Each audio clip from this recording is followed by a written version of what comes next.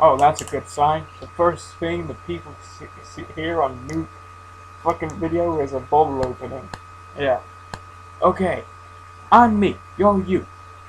This is a fucking video. This is the first fucking video on my channel in ages.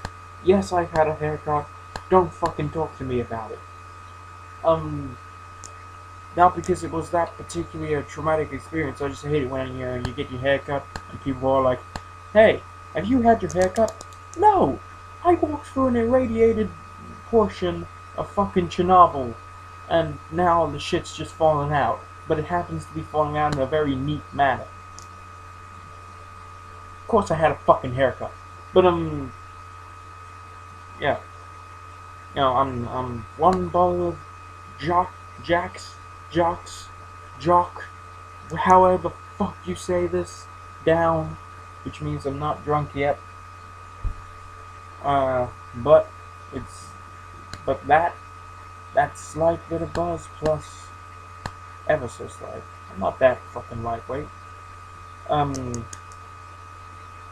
And impulsiveness guides me to do a video about DVDs. These DVDs I got for Christmas. Just quick fire fucking reviews, as quick fire as I can manage. Some of these are old by now, and I don't give a shit. Iron Man 3. Now, here's the thing with Iron Man 3. I went to see it first time back last year, and with a few uni friends, and I fucking loved it. I thought it was brilliant.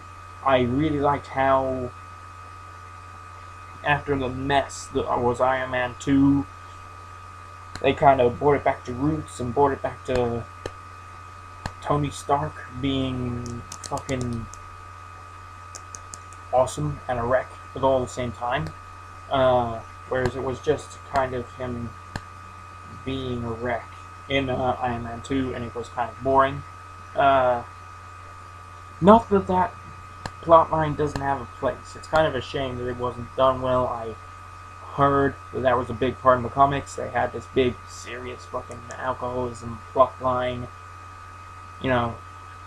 but it didn't work in Iron Man 2. That's just fucking face it, didn't work. I don't want to do a full review of Iron Man fucking 2 right here, because I haven't watched it in a while, for good reason. But yeah, Iron Man 3, I thought it was fun, I thought it was funny, action-packed, the action scenes were brilliant, all that. But, here's the thing, whilst I know who Iron Man is, and everything, and I'm a little familiar with him in the comics, I haven't read his comics, I haven't read the Iron Man comics a lot. So, I'm not very familiar with it, and what I heard is that people who are more familiar with the character's comic background tend to be a lot more annoyed with this. And it's for one good reason. One good reason, which I'm going to tell you over the next 10 seconds, just in case you don't want it spoiled for you. So just put your fingers in your ears for 10 seconds. In 3, 2, 1. The Mandarin is not really Mandarin. It's a actor being puppet controlled by someone else, a big bad. And back here. So, yeah, that particular plot point really annoyed some of the old Iron Man fans. But I didn't have that big problem with it. Maybe because I didn't think, ooh, that plot point is gonna be incredible, and get really hyped over it, and then it not really be what I thought it was. But I say it's worth giving a try. VHS 2. Now, some people love the original, some people hated it. I thought the original was okay. I thought it was a half-decent anthology horror, and we haven't had a lot of anthology horror recently, which annoys me because I really like that genre, and it doesn't happen that much anymore. And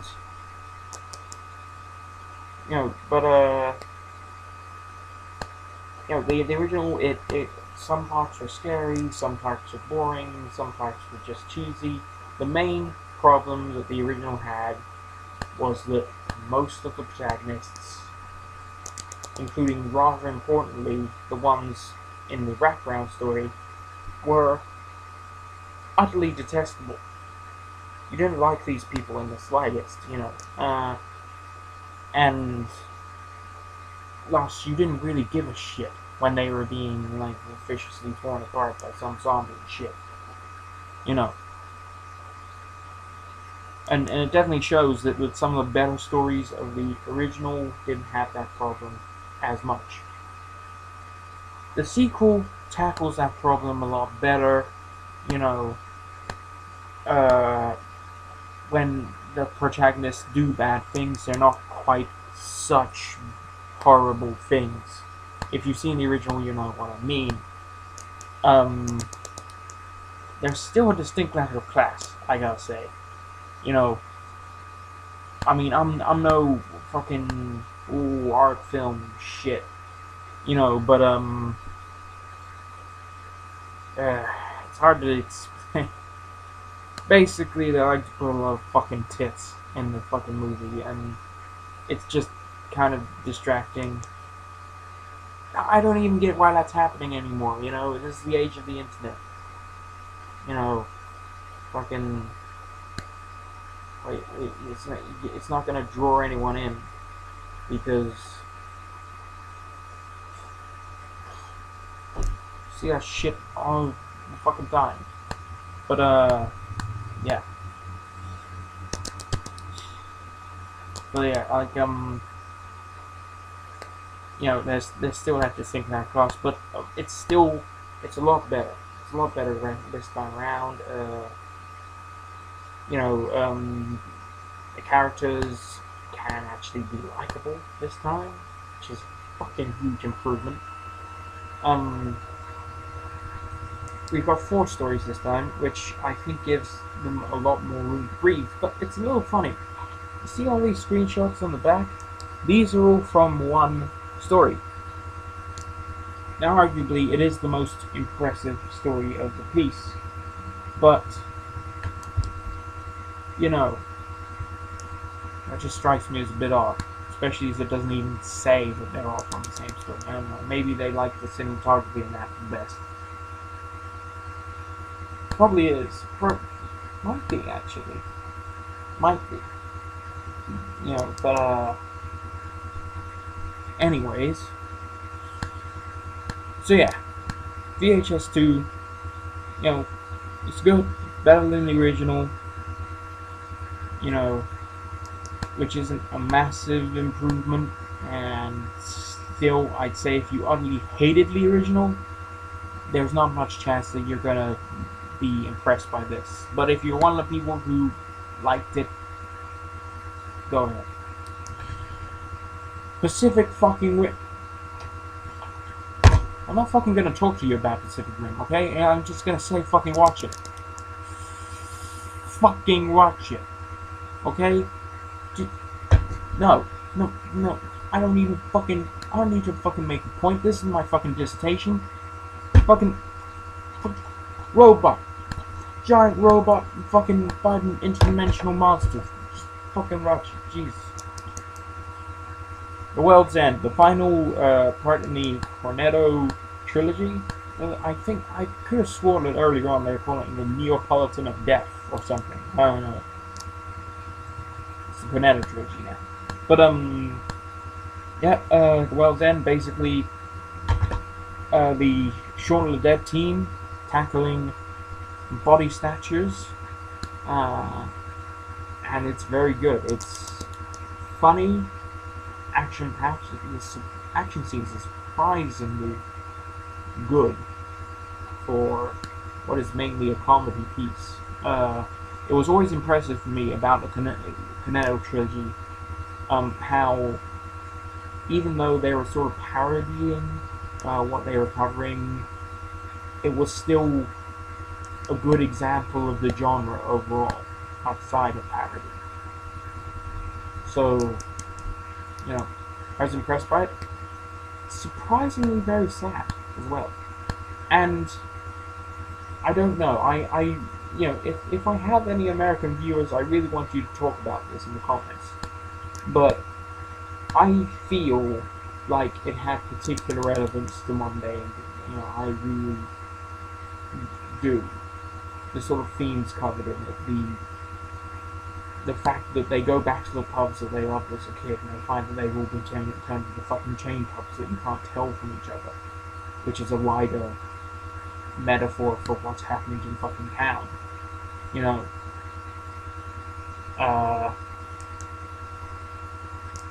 That sort of grip and that loss of individuality that plays Britain a lot at the moment. I think that maybe it is. Maybe in years to come, people will study The World's End as an example of how a film can comment and shit. Hopefully they will, and they won't just do what they do. Come on. I mean, seriously, you don't have to be a fucking art film to be important and relevant and have context. God damn it.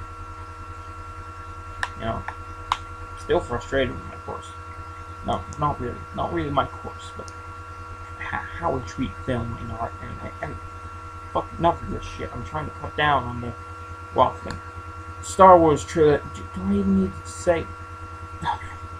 I've outed myself though, saying that I got this for Christmas, meaning that I didn't have it before.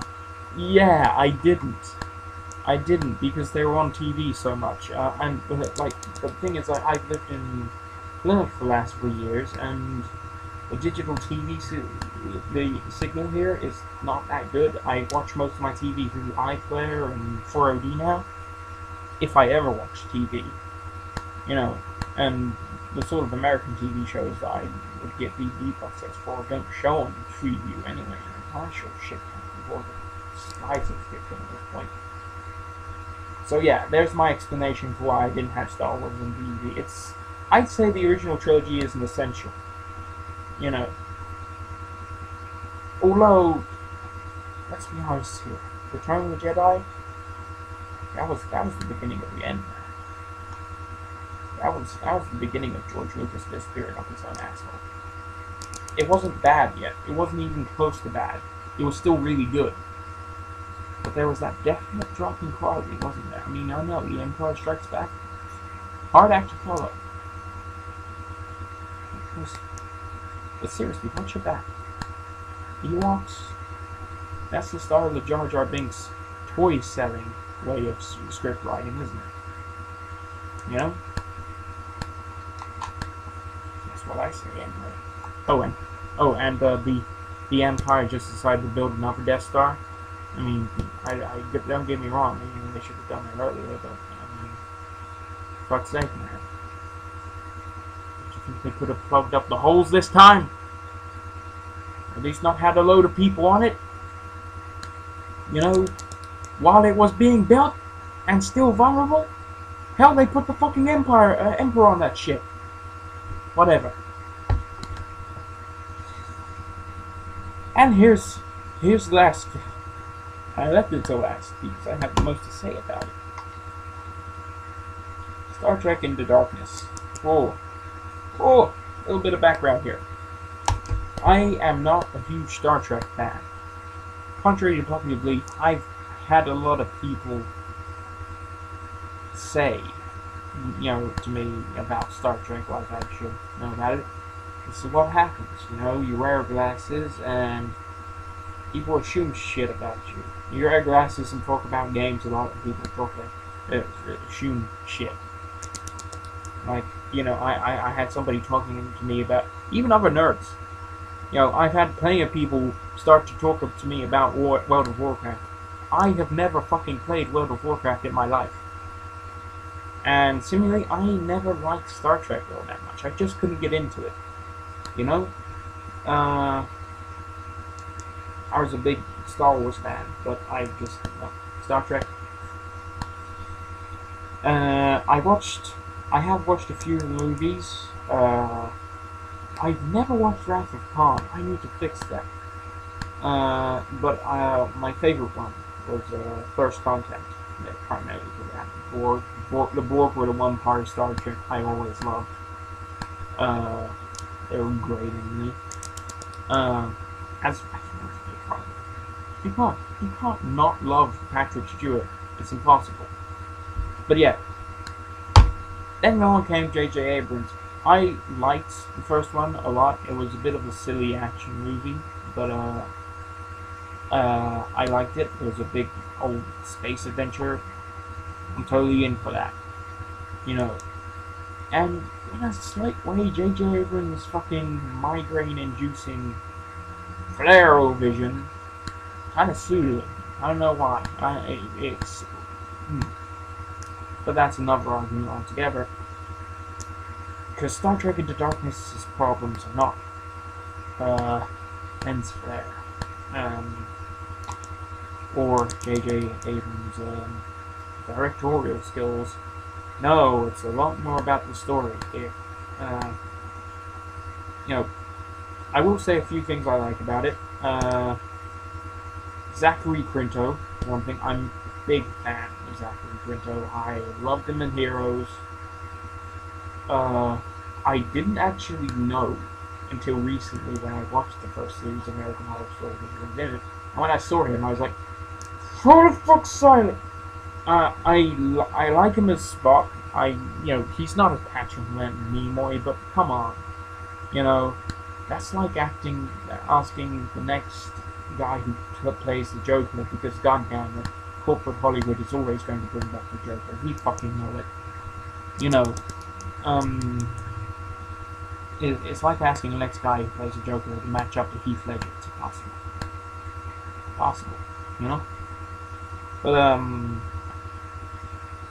But you know, I like Zachary Quinto's Spock, especially the younger version of the character. I think generally most of the people here, well, at least possible things. Simon Pegg is great fun. The lead actor playing Kirk, I forgot his name. That's how much I don't give a shit. Chris Pine, he's kind of a bit of a non-entity, to be honest. He doesn't really have a personality besides heroic and renegade-ish. Renegade-ish, that's not a word. Puckish road, as Saints Row 4 would say. I don't know. But yeah. You know, it's not doing well. And Benedict Cumberbatch is great as the main villain, who apparently we're not supposed to know that he's Khan until later on in the movie. Oh, big spoiler there, because it's on the back of the fucking box. This apparently wasn't a thing. I guess maybe the internet just ruined it so much. They were like, fuck it, put it on the back of the box. Everyone fucking already knows it's Khan. But yeah, you know, he's good. Benedict Cumberbatch is almost always good. But there's a major fucking problem. You know,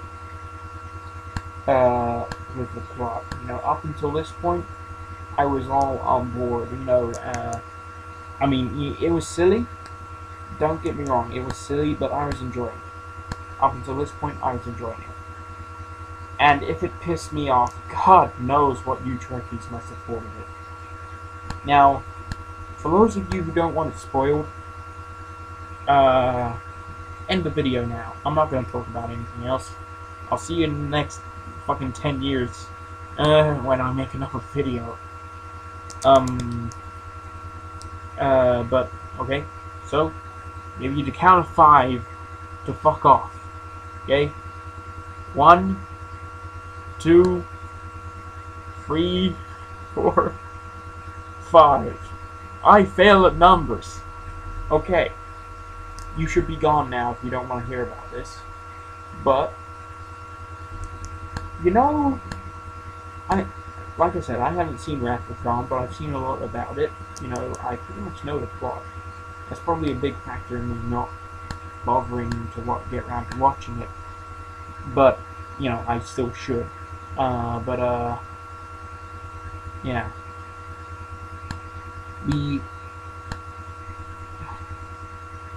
You know how one of the most memorable parts of Wrath of Khan is the death of Spock.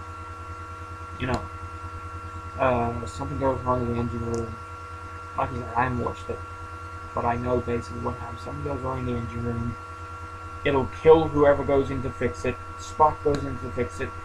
Needs of the many outweigh the needs of a few. You know, fucking Shackman. But God,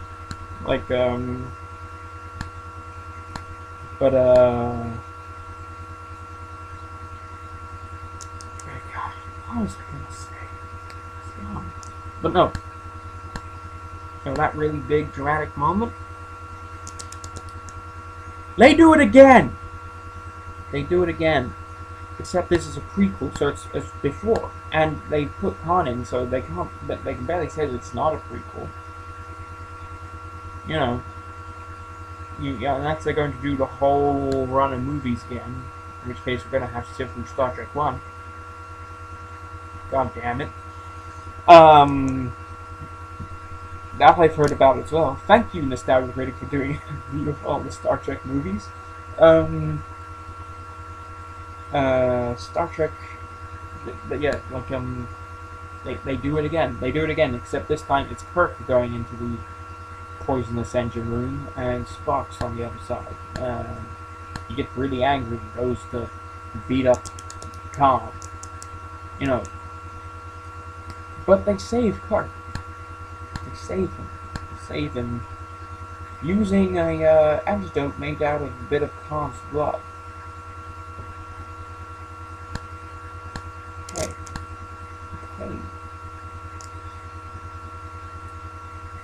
How it should have ended covered this a little, but it's ultra insulting. It's ultra insulting, one, that they did that, and two, because this effectively means that they have a cure for radiation poisoning or whatever it was.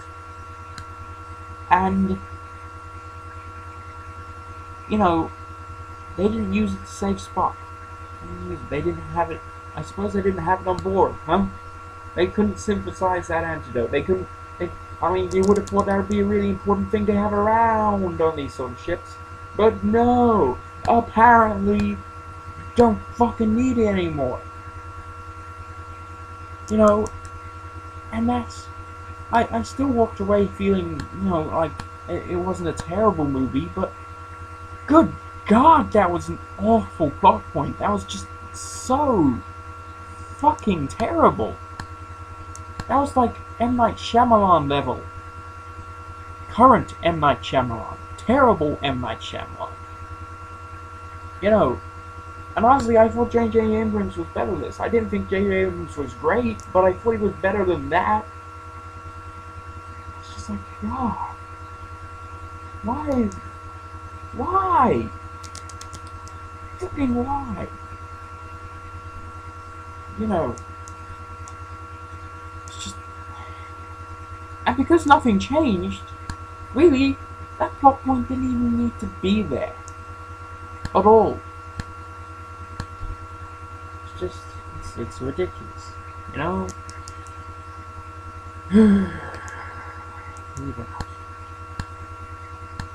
But yeah, that was a load of fucking DVD reviews. I'm not even gonna ask you to like. Fuck it. I did this because I was a little bored. Alright. Yeah.